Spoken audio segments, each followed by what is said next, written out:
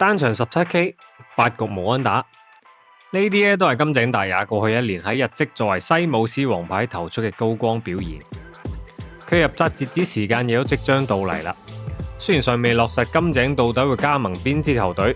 但係毫無疑問佢嘅簽約訊息絕對會引起大聯盟一輪新嘅風暴。從甲子園英雄到西武新王，金井過去喺日職有住點樣嘅經歷呢？大家好，我係陪你一齊睇波嘅 Derek， 關注我了解大聯盟相關資訊，挖掘更多棒球場內外嘅趣聞故事。不同於上一期介紹過嘅川神，金井大也職業之路可以算得上係年少成名啦。2016年作為作新學院嘅王牌，佢喺甲子園投手優上面展現出超越年齡嘅水平。高中擁有時速超過150嘅火球，喺嗰個夏天唔止為佢贏得下甲冠軍，亦都令佢成為西武獅嘅第一指名。但係進入職業賽場，金井嘅發展就冇咁一帆風順啦。早期嘅佢控球掙扎，大開大合嘅投球企上投手丘之後，充滿住不確定性。金井極其順馬球風，配上佢比賽之餘嘅愛好打彈珠 Pachinko， 球迷因此幫佢起咗個綽號叫做鋼珠。大家講笑咁話啦，金井嘅投球狀態就係完全取決於前一日喺彈珠店嘅手氣。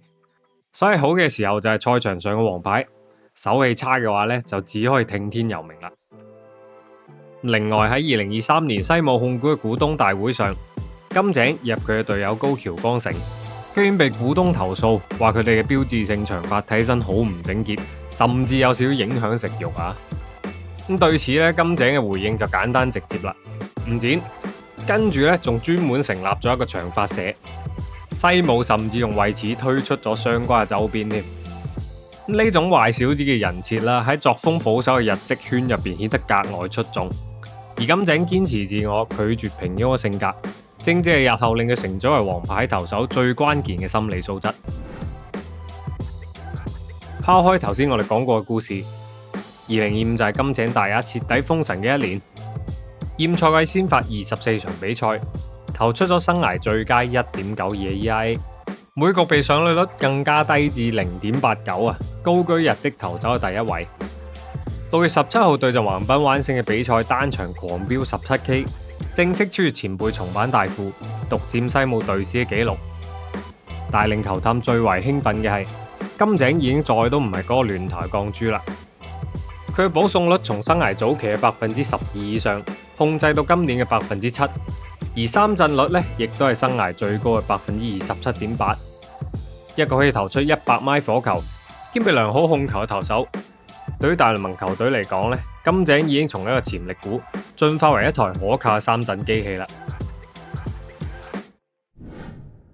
除咗大聯盟級別嘅球速同控球方面嘅進步，金井都有住獨特嘅武器庫嘅。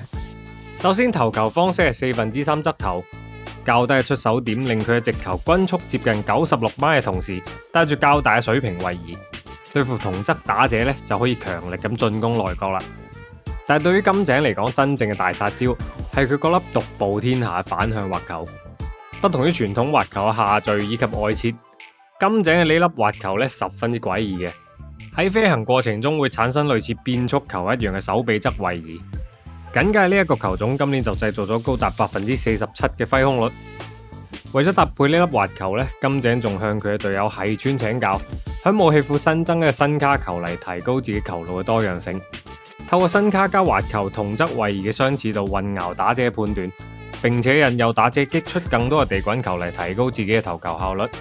因此現賽季嘅金井喺投出極強壓制力嘅同時，仲交出咗5場完投、3場完封嘅成績。對於目前大聯盟先發追求 max effort 嘅環境下，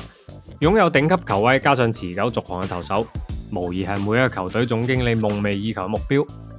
尤其是見過25年世界大賽3本遊出嘅神奇表現之後，金井今年嘅表現實在令人遐想連篇啊！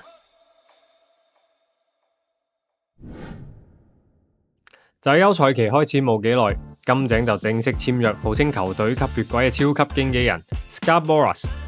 意味住金井選擇邁向大聯盟嘅目標絕對唔係見下世面咁簡單。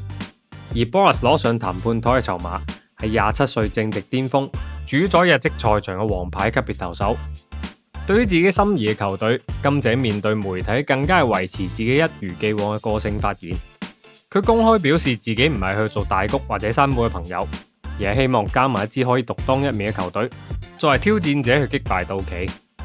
或者一種渴望喺世界最高舞台挑戰冠軍球隊嘅野心，就係金井大也最吸引人嘅性格特點。嗰個曾經喺彈珠店尋找投球手感嘅少年呢，依家就要帶住佢嘅雷神長髮去挑戰 MLB 呢座棒球最高殿堂啦。究竟金井擊敗道奇嘅野心可唔可以實現，仲需要時間去證明。但係至少棒球世界入邊，正係需要更多好似佢一樣，勇於打破常規嘅挑戰者。你認為金井大也最後會加盟邊支球隊？佢 MLB 處子賽季又可以攞低幾多個勝投呢？歡迎大家評論區留低你嘅諗法。最後唔好忘記點讚、收藏、關注，支持我更新更多球員相關故事。我係陪你一齊睇波 Derek，我哋下期節目再見，拜拜。